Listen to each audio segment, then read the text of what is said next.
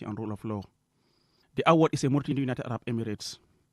This year's award is conferred on the president at a prestigious event in Nouakchott, the capital of Mauritania. President Barrow is the third recipient of the award after former Nigerian President Muhammadu Buhari and ousted Niger President Mohamed Bazoum. President Barrow said he feels greatly honored for the recognition, adding that the occasion is symbolic of the shared dedication to peace and unity across the diverse and vibrant African continent. I must confess that I have accepted the 2024 African Peace Award with humility and a deep sense of gratitude. The award may be in recognition of my humble efforts, but certainly it also signifies the resilience and commitment of Gambians and our African brothers and sisters to peace, promotion, stability, and human dignity. The Gambian leader said, regardless of the conflicts and suffering across the globe, Africa continues to rise and develop. He said resilience demonstrates the continent's unyielding resolve to pursue a durable path to harmony and mutual understanding. Although our history is loaded with challenges, the natural African spirit in us, driven by the ideals of unity and cooperation, remains our guiding light. The Gambian leader advocates the culture of promoting peace for our survival and progress, as peace stands out clearly as the bedrock upon which society can heal, economies can thrive, and individuals can access opportunities and enjoy their rights to live happily. The pursuit of a culture of peace is both a collective and an individual endeavor. It requires policies that directly tackle the root causes of conflict, and these include poverty, inequality, and injustice. This realization makes it necessary to free all those whose voices are suppressed, especially the advocates of human rights and human dignity. In Africa, peace building calls for addressing emerging threats such as election-related violence, unregulated migration, abuse of new technologies, and systematic corruption. To succeed, the president said there is the need for continued constructive dialogue and collaboration. In pursuit of our transformation and development agenda in the Gambia, a major focus of our 2018-2021 National Development Plan was to restore and sustain peace and stability through sustainable institutional building and people-centered development approaches. President Barrow said it is conclusive that the African Peace Award is a call to action for all, as it reminds people that the work is far from over. Reporting for QTV News, I am Aliou Cissé. Now, congratulations to His Excellency the President. Moving on behalf of the Scorpions, the Gambia's national football team captain Omar Colley apologized to fans left disappointed over the players' decision to opt out of a planned exhibition training session at the Independence Stadium on Tuesday over claims of unpaid match allowances. He spoke to QTV's Aliou Cissé at the Banjul International Airport before the team's departure for the AFCON and said the Scorpions' morale remains high. Here is an excerpt. Exactly 24 hours after receiving the battle flag from the Vice President Mohamed B. S. Jallow on behalf of President Adama Barrow, the Scorpions of the Gambia have now boarded their flight heading to Ivory Coast. The Scorpions will open their campaign on Monday against Senegal in a group that many describe as the group of death, but certainly we know no one will die. The Gambia will also face Cameroon and of course Guinea in this critical group. The Scorpions were meant to have an exhibition match yesterday at the Independence Stadium, but this training couldn't happen because the boys boycotted over what they claim were unpaid allowances. Omar Colley is the team captain, and he has been sharing more about the incident and why. So we had this agreement that, okay, before we arrive in the Gambia, everything will be in place. So we came, and then we met the Vice President, we received the battle flag, and everything went smoothly. But then afterwards, we didn't hear any news about these qualifying bonuses or anything else. So we went back to the hotel as a team. That's why everyone is standing here. We went back to the hotel and had a brief meeting that, okay, hence nothing has been said, nothing has been done. So we will stick to our plan. And that's what we did. We don't mean to disrespect our fans or anybody else, because we haven't played here for, 3-4 years. This is not our wish. We want to play because we are playing for the Gambia. We want to play for the fans. We miss this feeling. It's been a long time. We miss this feeling. But if the people think that we are trying to disrespect the fans, no, this is not us. We are playing for the fans. Every game, we are giving everything we have. So it's not a matter of disrespecting anybody. We love our fans and we want to do everything for them. But what is entitled for the team has to be given to the team. This is the reason why we didn't go to the stadium yesterday, because we spoke about this even before coming here. So I think. So to cut a start, I mean, the reason why you boycotted the training was because of these unpaid allowances. Have they been paid? Well, we have an assurance from the team manager that the money is already deposited in the GFF account, and we will receive this money. So hopefully we will get it today or tomorrow, depending on how much amount they change. Has this in any way dampened the spirit of the boys? We are prepared. We are going there to give everything, even though we are the lowest ranking team. But it shows that, I mean, we've been working really hard in the past few months. From the bottom of my heart, I'm speaking on behalf of the whole team here. We are really sorry.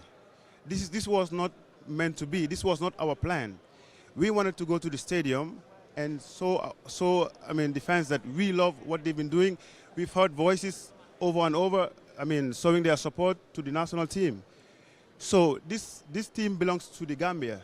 It belongs to the fans because they've been behind us, whether it's good or bad results. Events have overtaken that particular story, and because of that, we are now joined by the Secretary General of the Gambia Football Federation, Mr. Lamin Jasseh, to give us updates. Mr. Jasseh, can you hear me? Thank you so much for joining us. Hello, good evening. Yes, I can hear you clearly.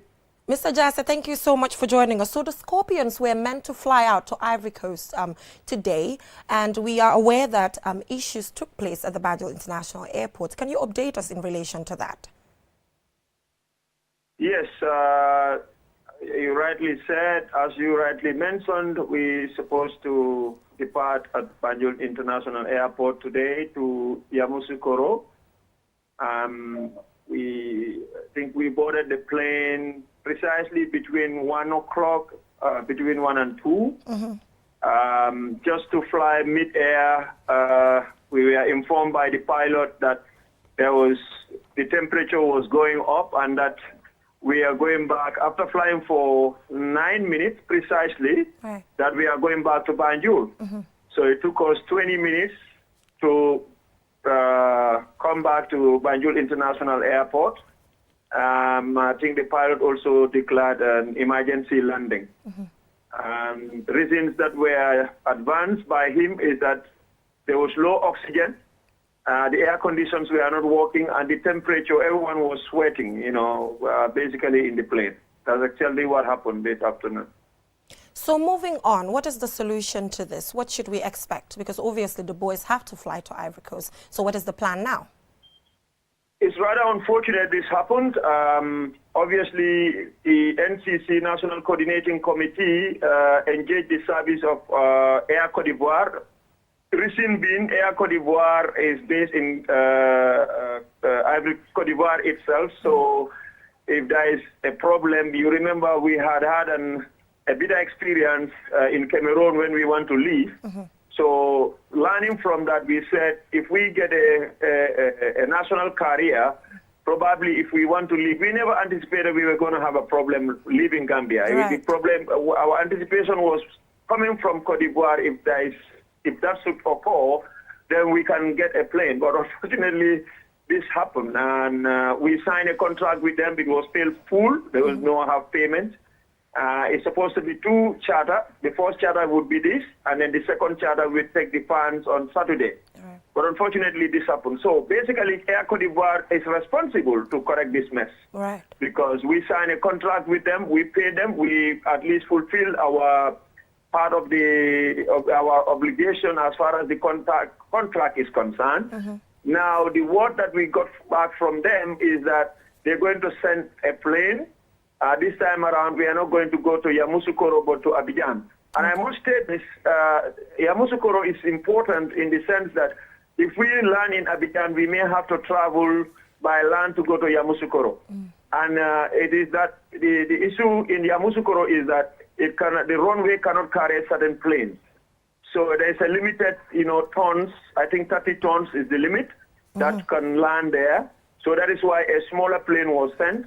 And because the national team, the boys, actually, we don't want to put them in a bus to journey all that long. Is about a 1.5 hour journey. So that was the whole idea, that we separate the two groups. And then we said that the national team will go straight to Yamoussoukro and the fans will go to Abidjan and get into the bus. But now, under this situation now, the proposal that Air Cote d'Ivoire is putting on the table is that they're going to send a plane, hopefully tonight, the activated plane, hopefully tonight, will get here, hopefully if all goes well, early morning. And then we will decide as to when to go. Because, national team does not operate like any other passenger. They have technical programs, and we are going for a tournament. They did not train yesterday. They did not train today. So the coach and the technical team would have to make a determination. There are conversations going on whether there might be a training in the morning tomorrow before they leave, or maybe we may just leave early morning and there will be no training. That is an area that the technical team has to decide. Currently, we are here at the airport. We're still not at the hotel, trying to leave here to go to the hotel. So we are coming back home, I'm afraid, Geneva. Yeah, so what is the way forward now, specifically, okay, apart from those technical issues and all, you mentioned that the fans were supposed to leave on Saturday. So are the fans supposed to leave with the same, airline? What is the arrangement when it comes? Are they affected? No, still no. The arrangement, because we are paid for two different charters. Okay. The NCC, when I say we, I mean the NCC, right, which is also representing the government and the GFF and all the elements that are in there. So basically what it is, their Saturday flight has nothing to do with this. They have an obligation to provide a charter flight for us to go to Yamoussoukro. Now that had failed. They have failed in their obligation because the flight they sent, had a technical issue. So now it is for them to send another flight. So now that's what we are waiting for. What they are saying now, the way forward is they are sending another flight. Now this flight they are sending is likely going to go to Abidjan because Yamoussoukro has some restrictions. Yeah, I get that part. Bigger planes cannot go there. Yes. Bigger planes cannot go to Yamoussoukro. So it's likely that we may go to Abidjan. And then now what we are trying to avoid for the boys to travel by bus to Yamoussoukro, unfortunately, would have to happen. Yeah. Because time is of the essence here. We need to get there on the 15th. It's a crucial match against Senegal. The boys are losing training time, and that is a concern. Yeah, I get that part. I just wanted to clarify the issue of, the fans and the supporters and all of that. And we are glad that it's a different one. So any other information you want to put across in relation to this issue? Yes, of course, if something like this happens, one would expect that the players will be down, the morale will be low. To my biggest surprise, that is not the case. Of course, we were all terrified. I was in the plane myself. So obviously, everyone will be terrified when you are in air and then the pilot suddenly announced that you are losing oxygen or oxygen is not there and so forth. Everyone, so that was a panic. But when we got out of the plane, it was, in fact, we were late to the party. They were saying we were going to train tonight. Now it is practically impossible because it's late before they prepare. They have not had food and all of that. It's rather unfortunate. But they are in very high spirit. And that really, for me, despite all the obstacles today, I can tell you that they are in very good spirits and they are battle ready. Right. Some of them are saying, if you're going to have a good story or a happy ending, you have to start with difficulty. Yeah, thank you so much. Thank you so much, Mr. Jassy. So the state of mind of the players is not doom and gloom. Let me put it that way. But thank you so much, Mr. Joseph, for joining us on QTV News to give us an update. And we wish you a successful journey to Cote d'Ivoire. Thank you so much for joining us. So moving on, still on AFCON, EcoBank Gambia, the only Pan-African bank in the Gambia, has become the latest private sector entity to show its support for the Scorpions by contributing $6.1 million towards the Africa Cup of Nations campaign. The $6.1 million contribution from EcoBank Gambia towards the latest edition of AFCON includes $1.5 million to the AFCON National Coordinating Committee, a package to the Gambia Radio and Television Services for the broadcast of matches, and expenses of selected customers' participation at the AFCON, which covers air tickets, accommodation and living expenses. Here is John Nyaba, the Managing Director of EcoBank Gambia. Because we also believe in the development of sports in the Gambia, and also the development of the Gambia as a country. And therefore, whatever EcoBank Gambia can do to support such an agenda, we will do. Receiving the check on behalf of the AFCON National Coordinating Committee is the Minister of Youth and Sports, Bakari Y. Baji. Minister Baji calls on the private sector to support other sporting disciplines like volleyball, athletics, amongst others, that are also raising the Gambian flag in international arena. I've always said that sports is not a public sector financing industry. It is a private sector financing industry. And because it is a very expensive industry that the public sector alone cannot take care of. So there is need for the private sector to come on board and support the government and the public sector in financing the sporting fraternity, the sporting activities. And yes, we've been making inroads in that.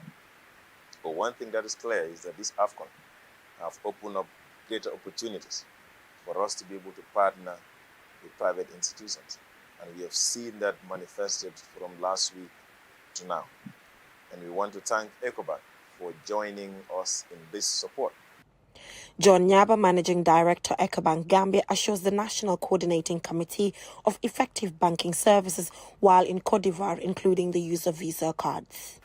We are also coordinating with EcoBank Cote d'Ivoire to ensure that when it comes to certain services that banking services that you will need in Cote d'Ivoire, we will provide it, such as cash management services.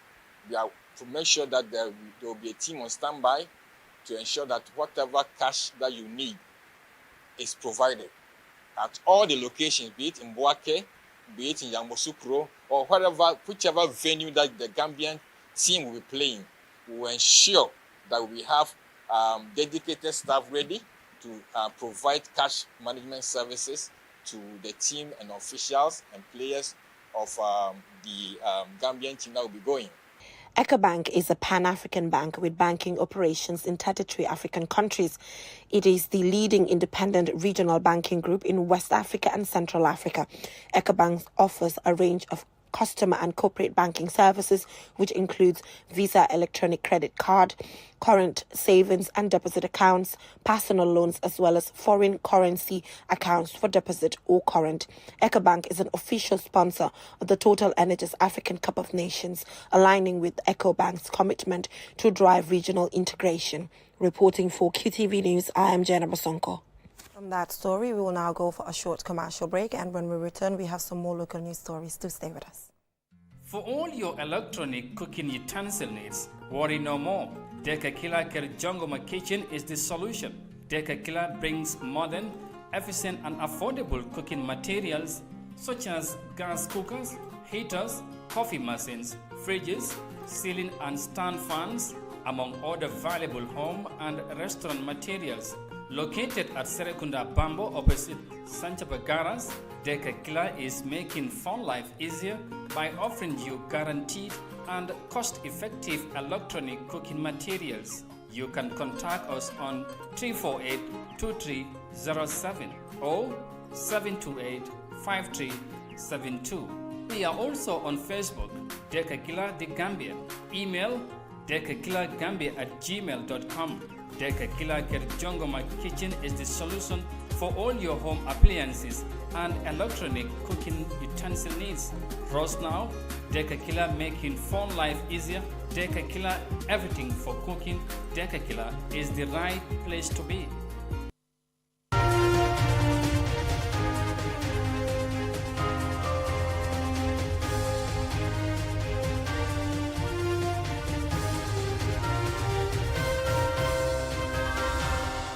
Welcome back from that break. If you're just tuning in, you're watching QTV News, and I am Jenna Bosonko. Now, despite an existing agreement under ECOWAS Free Movement Protocol binding Senegal and the Gambia, commercial transportation between the two countries faces limitations and challenges. The Gambia's commercial transport sector operators are therefore calling on government to clarify and take measures to implement the existing agreement protocols. QTV's Mamadou Lamin Choi has been speaking to officials in the transport sector, and this is his report. Senegal and the Gambia are two close neighbors with a shared history, language and culture. As ECOWAS members, the two are also bound by the West African Regional Bloc's Protocol on Free Movement of People, Goods and Services and a transport agreement signed in March 2018.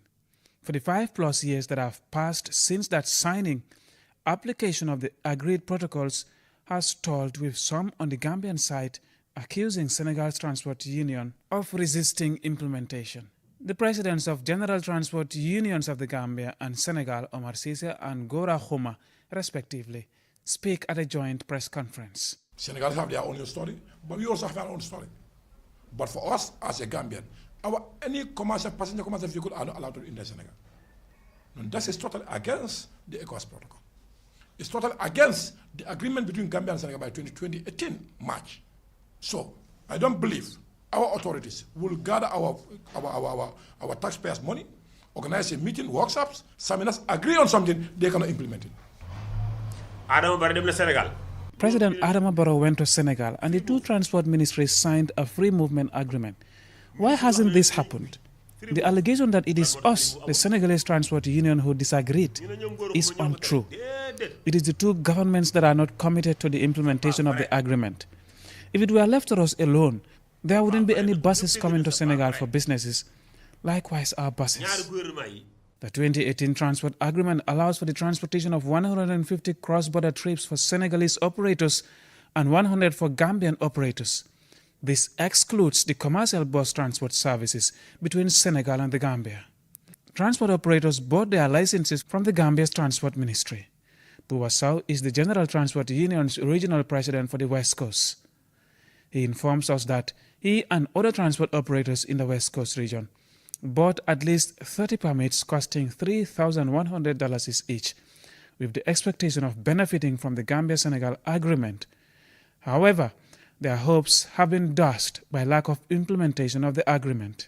Since that time, I don't have 100% so that's why I asked the director, if this agreement is failed, our money, he say we can give your money, we return your money. Yeah, separate time. Okay, no problem. But since that, the road, every time I can go there to talk to them and answer them. Well, the minister going to Senegal, okay, so and so, Nangam. So I don't have. As of now, GTSC and Dakar Demdik make commercial trips between Senegal and the Gambia, with each company allowed 4 buses daily. Amidst such limitations, we understand that Senegalese authorities give special treatment to commercial vehicles from countries such as Mali, Guinea and Mauritania to freely move people and goods to and from the country. This is also confirmed by the president of Senegal's Transport Union, who accused Senegal and the Gambia governments of lacking commitment to implement the ECOWAS Free Movement Protocol and the 2018 agreement between the two countries. Louis Moses Mendy is the permanent secretary of the Gambia's Ministry of Transport. For one to say that the commitment or the will is not there at the highest level is misleading. The commitment at the highest level is there. What the challenge is the technicians ensuring that those commitments and protocols are fulfilled or implemented to the letter as per the instructions of the two presidents. So I want to clarify and assertively say that yes, there is political commitment and will at the highest level to ensure that transport between the two countries is made much easier and is facilitated by the operatives. PS Mendy also addresses the matter of refunding of the money transport operators paid for their licenses for commercial trips to Senegal. So we'll keep engaging and discussing with them. Whatever we are doing is in their best interest. That's what the government exists for. And that's why we are telling them, no, you hold on, discussions are on, and we are very hopeful that we'll soon be successful.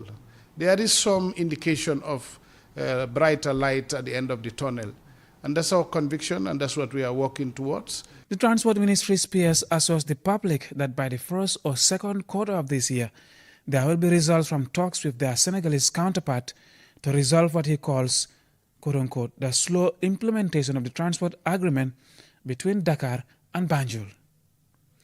Mahmoud Lamin Choi, QTV News. From that story by Mahmoud Lamin Choi, that is all we have for you in this edition of QTV News.